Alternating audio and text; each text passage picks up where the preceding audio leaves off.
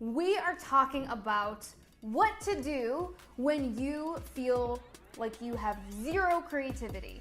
What to do so that you can unblock yourself and start showing up in your business.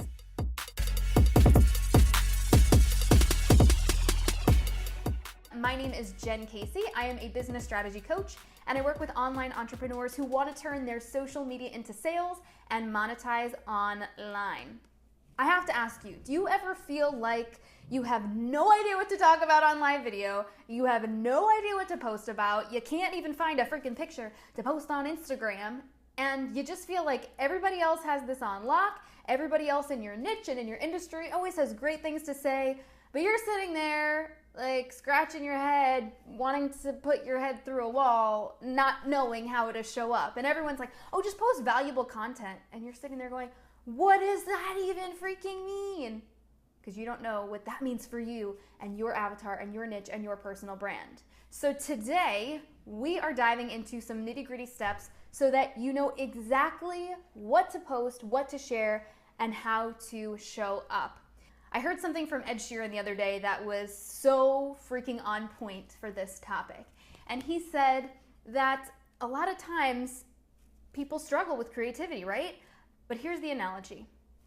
When you turn on an old faucet that hasn't been used, at first you're gonna get shit water. You're just gonna get dirty, nasty, brown, shitty water.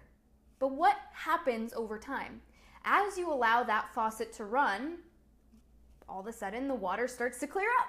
And yeah, there still might be some little rust pieces or some brown here and there, but for the most part, the water starts to become more clear, more pure. And that's exactly what happens when you start using your creativity. If you shut it down, if you don't tap into it, if you don't use it, you lose it. Not entirely, you just shut yourself off from it, and so it can be really difficult to get things going again. So that's number one. Be okay with creating shit in the beginning. And you have to be okay with being a beginner, especially as an entrepreneur, especially as somebody who is a content creator online. You've got to realize that this is kind of its own little art form. This is its own thing. You are now a storyteller as well as an educator. And in order to make things captivating, entertaining, educational, visually stimulating, there's a lot of elements that go into play. So if you're feeling like you're kind of lost in the wilderness with this, recognize that it's okay to be a beginner. It's okay to not have all of this figured out. But you can't stop. You cannot stop putting things out. You just gotta be okay with throwing something out there. You know what I'm saying? You know what I'm saying? I think even this past January, we were launching the Wellpreneur Business Academy, and I knew that I needed to freaking show up. I knew that I had to be crazy freaking visible on social media because we're in the middle of a launch. You better freaking believe that I was tired, that I was feeling creatively drained, that I was sitting there going, ugh, I don't know what else to say. What else could they possibly need? What else could I possibly talk about? Because I was showing up with such educational, such content-dense information, and I was like, I want to give it all. I want to show up in such a big way that it's so impossible for somebody to say, like, I don't think this is the right program for me. No, I'm showing up in such a big way. Angie was showing up in such a big way that it was just a no-brainer for people to join. And that's our strategy. Give abundantly. Just keep putting stuff out there. We're always learning. We're always growing. So I did 17 live videos in the month of January, okay? And yeah, I remember there was 2 days before we were about to launch, and I really was I did not want to get on live. And I thought, well, does it really matter? Is it really going to make that much of a difference if I go live today? But I did it anyway. I figured out something to talk about, and those 2 videos ended up being 2 of my best lives the entire month. They were my 2 best, 2 that people still reference back, still ones that I have repurposed and used again because it's so good, because it was so clear the way that I taught on those videos. And I think it's important to remember, not only are you okay with being a beginner at first, but you have to realize as well that the more that you start doing something, anything, you're going to develop a certain level of mastery. And when you start doing something consistently, you're going to build stamina and endurance. And especially for something like live video, being an actor, having an actor background, I understand that this is a craft, that this is almost an art form in itself, being able to kind of blend being an entertainer, being captivating on camera, with being educational and really knowing your stuff in your area of expertise. And so it's not an easy thing to do, but the only way you're gonna get better at it, the only way you're gonna feel more comfortable, the only way that you're going to be able to get on camera and speak fluidly and coherently and articulately is if you actually do it consistently, which brings me to number 2, right? So number 1 was be okay with creating shit, because it's okay to be a beginner. And number 2 is all about immersion. Immersion in any area is going to put you way out ahead. How many of you feel like you actually immerse yourself in your area of expertise or have had some kind of level of immersion? Maybe when you were in college, if you studied an instrument or you were in some kind of art form, a lot of times in those areas of study, a lot of people, they do develop this kind of immersion around what they're doing. Because we want to get to our 10,000 hours. That's the level of mastery that you want to get to, not just as a social media marketer, but also in your area of expertise. So are you continuing to learn in your field? Are you continuing to establish yourself as an expert? Just the other day, I challenged one of the students in the Wellpreneur Business Academy to get on live video for 5 days straight. And she had never gotten on live video before, not once. And I said, you came here to grow, right? You joined this program to be pushed outside your comfort zone. You ready to grow? You ready to do it? She was like, yeah. I'm like, all right, you got to get on live video. She said, all right. I guess I got to set a goal for myself. And I said, here's your goal. You're going to get on live video for 5 days straight. She's like, okay, I guess that's it. I guess that's what I'm doing. But here's the thing. She freaking crushed it. She got on live. She got some new people on her email list. She's built a lot of momentum for her launch, for her one-on-one and for her program. And it wouldn't happen if she didn't get on live video, because you can connect with people so much faster by seeing them on video, because you can't hide behind live. You can't hide. And what I said to her after, I was like, dude, I'm so stinking proud of you, because so many people say they want to get in front of their audience. They want to make more money. They want to master live video. They want to be seen as the expert in their field. But then they don't do anything about it. But then they make excuses.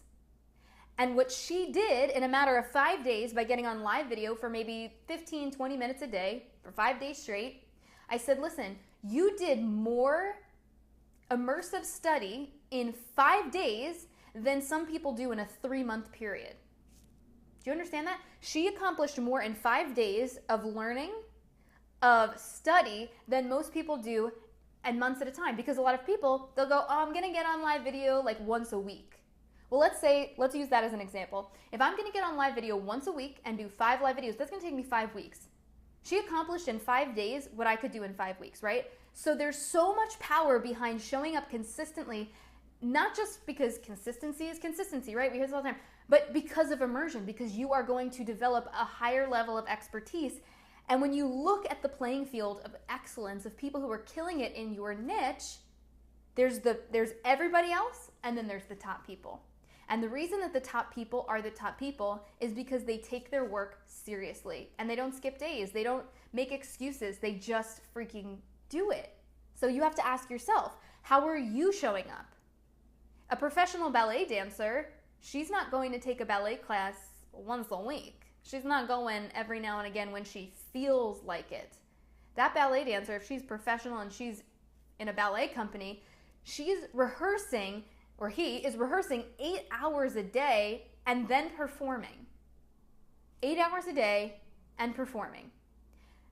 What is your commitment to excellence? Because that is what is separating everybody else from the top people in the game, for real. Right? So that's the second thing. Immersion. Immersion is your way out ahead.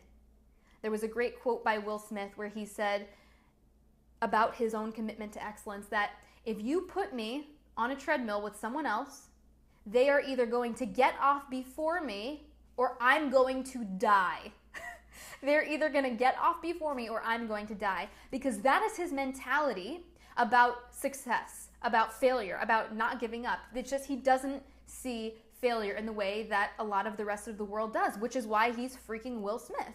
And if you ask successful people, what they think about failure, they don't beat themselves up. They don't get sad about it. They just go, oh, okay, well, that didn't work. What's next? They're always trying to problem solve. They're always trying to find the solution to whatever they're presented with. And that doesn't mean they're going to get it right the first time. That's not the point. Okay, number 3, to unlocking your creativity so that you can get more visible. As a creative, as a coach, as an educator, don't create in a vacuum. There are too many of you who are sitting behind your computer and trying to come up with ideas, like hands on the keyboard, just waiting for the divine knowledge to just come and pew, hit you in the head, right? I wouldn't recommend creating in a vacuum in that way, or staring at other people's content as you're trying to create as it's flowing at rapid speeds on your news feed. That's not going to make you feel more creative. How are you honoring your own time to be an actual creator? Many of you have told me that you find your best creative ideas when you're running, or when you're doing yoga, or when you're meditating, or when you're in the shower. But recognize that that's probably the one time during the day where you're actually away from your computer, you're away from your phone, you're away from devices and distraction. And so your brain is finally able to give you those divine uploads, to give you that information, to give you those light bulb moments. So if you want to be more creative, just give yourself more openings for a relaxed body, an open mind. And I think it's important to recognize as well that being around other people at your level, being around other people higher than your level, whatever that means to you, being around other creative ideas is going to breed more creativity. If you're creating in this vacuum where you're not allowing any other ideas to come in or out, or you're not reading a book, or you're not maybe reading a podcast, those is where I get some of my best ideas. I'm like, oh, that's a really good thing to talk about. I actually have a totally different spin on that topic, and I think I'll talk about it this week. And then the whole idea of not listening to your audience. There's so many women who I coach myself, and it's this constant encouragement and reminder to them to say, listen, I know that you think this might be a really cool idea, or you're bouncing around with this idea and you're like, should I do this? Should I phrase it this way? Should I do that?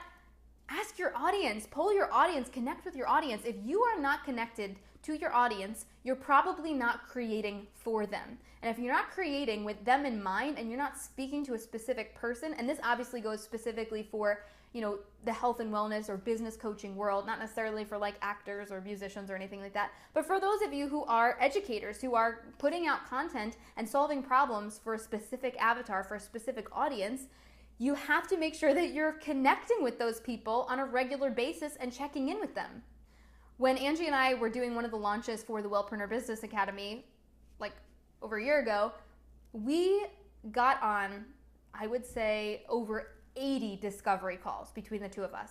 80 discovery calls. And just to give you some context, we would try to keep those calls to about 20 minutes to 30 minutes, but some of those calls were 45 minutes to an hour.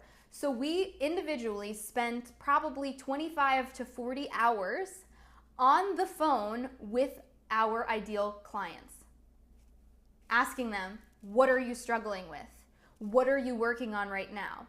Where are you feeling stuck in your business?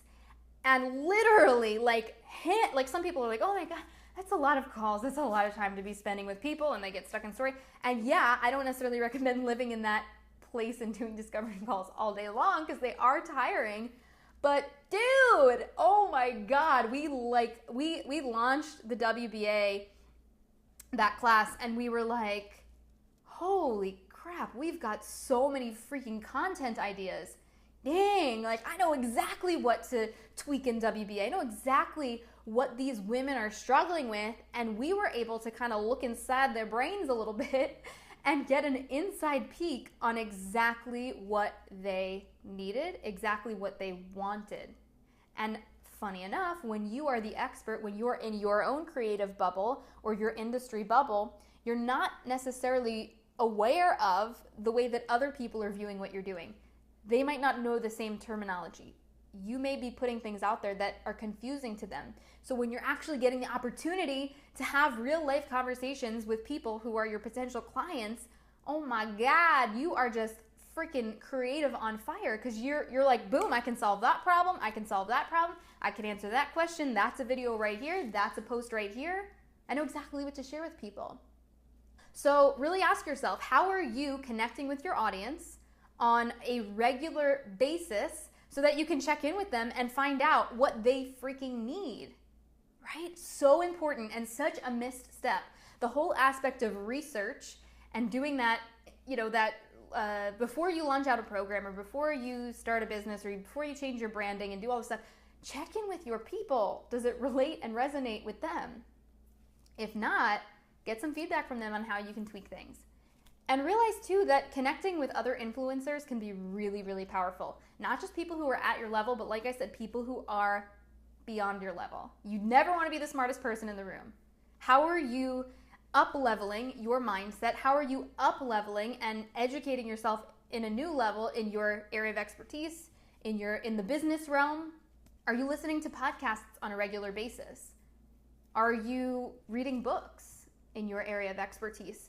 Are you interviewing other top people? I have to tell you, being a podcaster is one of the coolest freaking things because I get to bring on such amazing people and have these incredible discussions. Not even just on camera, on air for the podcast, but before and after we start recording, I've had some of the freaking best conversations with such wonderful, incredible, intellectual people. That's been one of my favorite parts of doing a podcast at all, because you just feel on freaking fire. I'm just tingly after some of these awesome conversations. So are you getting around those types of people? Are you participating in some kind of group course, group coaching program, mastermind, where you can get around other people who are in your energy, who are showing up as big as you are? Don't exist in this vacuum. Don't try to do it all alone. Don't be a hero. It's way less fun when you try to do it all alone. And if you're not having fun in your business, people can tell. People know, and then they don't want to work with you. They won't want to work with you if you just look like everything's very serious. If it's a very serious business, do you guys, what is the movie? Oh, Bridesmaids, when she's like, this is a very serious plane. Like, I just always think of that because this is a very serious live video. This is a very serious podcast. This is a very serious business course. Like, I don't think people really want that so much. I think that business and life is, for some, serious enough. And why not? If you're an entrepreneur and you're creating your own path, why not have a little bit more fun? Why not have a little bit more laughter? Why not be a little bit more of you? Don't try to be something else, right? So, again, connecting with those people, getting in the know. Okay, so quick recap on how to start feeling more creative. Be okay with creating shit. Be okay with it running all brown and nasty when you first turn on your creative faucet. And eventually, the more stuff that you create, the more that you put out there, the more clarity and expertise and mastery you're gonna get around being a storyteller, around being a content creator, about being a teacher and teaching a specific topic. Be okay with starting from scratch though. Be okay with literally sucking. Full on permission to be a beginner. The second thing is immersion. Just like showing up consistently every single day, throwing yourself into this content, throwing yourself into developing a new skill as a speaker, as somebody who's on live video every single day, as a podcaster, as an interviewer, as a storyteller, as a blogger, as a writer, whatever it is. Show up, immerse yourself in that, and develop your 10,000 hours. You gotta start. The first 100 hours are gonna be real ugly. They're not gonna be cute, and it's probably not gonna be super fun. But if you want it, you'll do it. And the last, number 3, is as a creative coach, as an educator, don't create your stuff in a vacuum. Get around other creative people. Creativity breeds more creativity. So every time you put something out there, it's not that you just go die and you're like, my creativity is gone forever. No, it refills itself and it comes back faster. And you think about somebody who's a songwriter. It's like they create one song and they're like, all right, that was like a C-. So then they create 6 more because they just had an idea about a different way to twist that a little bit. And then there's like 1 out of those that are good. And then they create 5 more. So you've got to just keep creating stuff. Not all your stuff's going to be a big winner. And if you're trying to be a friggin' perfectionist, you're going to be really friggin' miserable. Your business is going to progress at a glacial pace. It's going to be painfully slow, and I know you don't want that. So surrender, release the idea that it needs to be perfect, because that's not That's not what being a creative is about. And you are creative. So let it go, let it flow, allow things to come in, and then show up for your people. Stop making it about you. Stop making it about, will they like it? Is it good enough? Show up for people. Teach them. Stop judging your content before you even put it out there. Stop judging your content before you even film it, right? And if you're not already inside the Facebook group Health Coaches Make Bank, come over there and hang out with me and my business partner, Angie Lee. We post new trainings, new content in there every single day. So come and hang out with us. We are kind of crazy. So if you like people who are a little bit kooky, who don't take themselves too super seriously, who like to have a good time, but who are really ready to go, show up big time, come hang with us. Go to www.healthcoachesmakebank.com to come hang out with us. And a little special bonus for you. If you are really like, I want to get on live video, I want to start creating content, I kind of don't know where to begin, head to socialmediatosales.com. I'm going to give you a free, I think it's about an 8-minute training video that packs a serious punch. I'm going to show you how to map out a month's worth of content in literally less than 10 minutes. So you're going to have all of your content ready to go. I'm also going to show you a little bit about repurposing. So come on over there and check it out. Again, that's socialmediatosales.com. You guys are amazing. I appreciate you, and I'll see you tomorrow. All right? Have a good one. Bye.